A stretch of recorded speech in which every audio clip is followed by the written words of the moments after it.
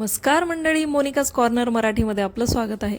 आंबा जरी फळांचा राजा असला ना तरी कैरीवरचं प्रेम काही माझं कमी होत नाही. कच्च्या कैरीचे जेवढे होतील तेवढे पदार्थ मी बनवून खाण्याचा प्रयत्न करते. एवढ्या प्रकारे कच्ची कैरी मला आवडते. मस्त ताज्या ताज्या कच्च्या कैऱ्या आणलेल्या आहेत. स्वच्छ धुवून कोरडी करून एक कैरी आपल्याला घ्यायची आहे. आज आपण सगळ्यांच्या आवडीचा पदार्थ कच्च्या कैरीपासून बनवणार आहोत. त्याच्यासाठी एक छोटासा मसाला तयार करायचा आहे. 1 चमचा जिरे, 1 चमचा साबुत धने आणि 10 ते 12 सुक्या लाल मिरच्या घ्यायच्या आहेत. ही मी बेडगी मिरची वापरलेली आहे. इथं तुम्ही या जागी जर तिखट मिरच्या वापरल्या तर 1 ते 2च तिखट मिरच्या वापरा. बेडगी मिरची आहे आणि हा मसाला मी नंतर पन्ह्याला वगैरे पण वापरते, त्यामुळे मी जास्त बनवत आहे.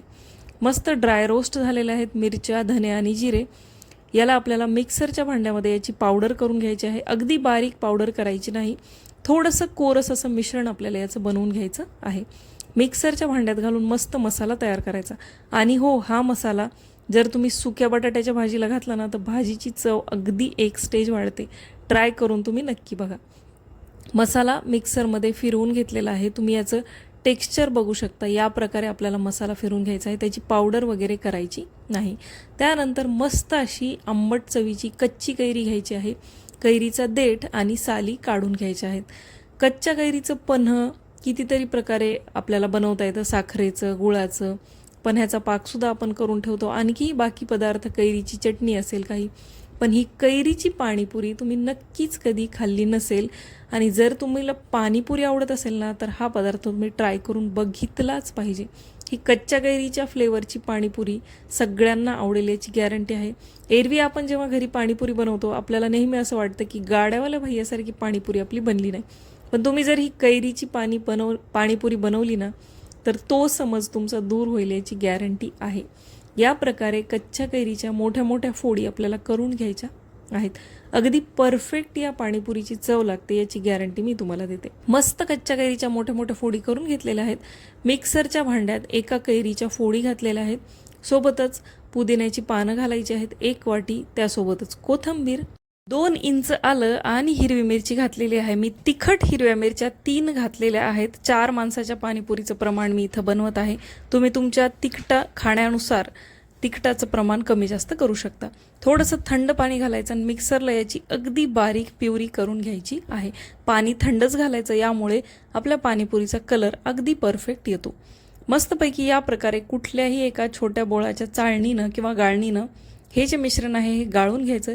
यामुळे पाणीपुरीच्या पाण्याचं टेक्स्चर अगदी परफेक्ट होतं.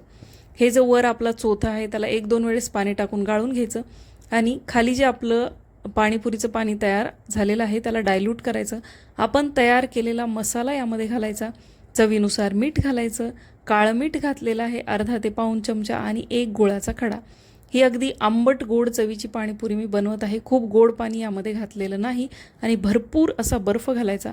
तुम्हाला जर आंबट गोड चवीची पाणीपुरी आवडत असेल तर गुळाचं प्रमाण किंवा साखरेचं प्रमाण तुम्ही यामधलं वाढवू शकता.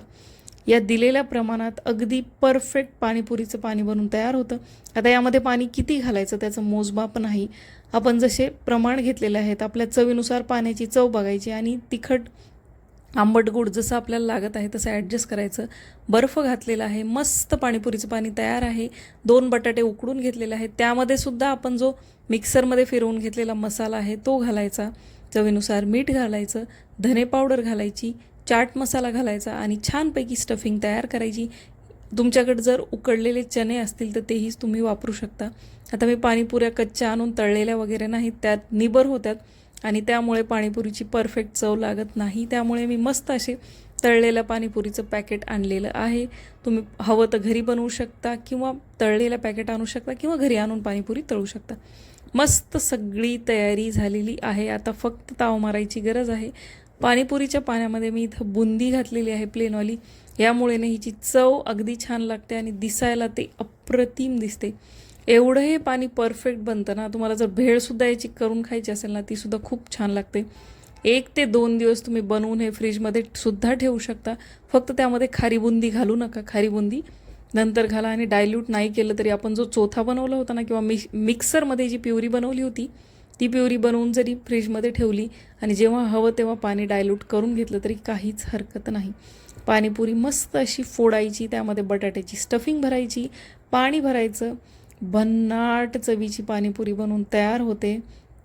एकदा कच्च्या कैऱ्या संपण्याआधी ही पाणीपुरी तुम्ही ट्राय करून नक्की बघा. तुम्हाला जर पाणीपुरी आवडत असेल ना तर तुम्ही नेहमी ही पाणीपुरी बनवाल याची गॅरंटी आहे. व्हिडिओ आत्तापर्यंत बघत असाल तर एक लाईक करा, जास्तीत जास्त शेअर करा, चॅनलला सबस्क्राईब करा.